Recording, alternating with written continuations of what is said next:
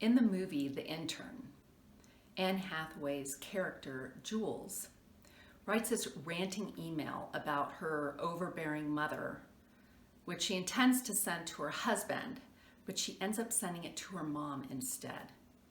Of course, she realizes this the minute she hits the send button.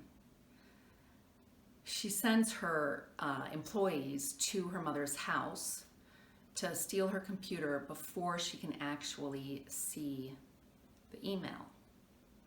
And unfortunately, in real life, you can't always undo what's already been done. Have you ever experienced that moment of dread? I once said I love you to a coworker as we were wrapping up a phone call. It was pretty embarrassing. We weren't dating.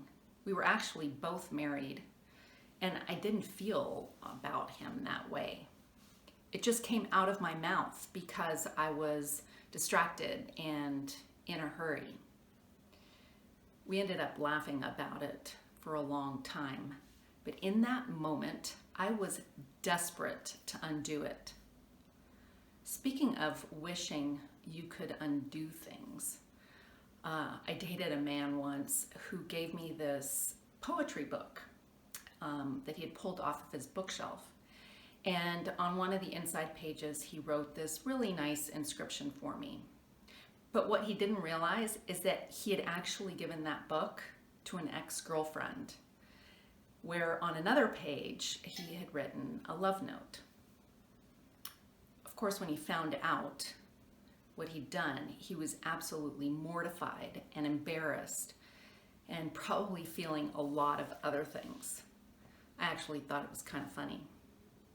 These stories remind me of an old proverb my Ol Papi used to say when we were working with him in his workshop.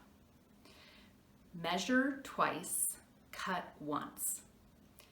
It's great advice in carpentry because when you improperly cut a piece of wood, that wood is wasted. But it also applies to everything you do in life.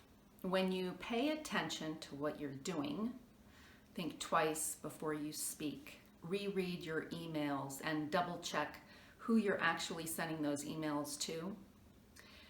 You're less likely to make the kind of mistakes that could cost you more than you're willing to lose. So many times I've heard people say they've responded to an email in frustration or in anger, and it usually doesn't end well. So next time you write an angry email in response to one you've received, double check yourself. Is your reaction going to serve you? And where else in your life are you going to measure twice to cut once?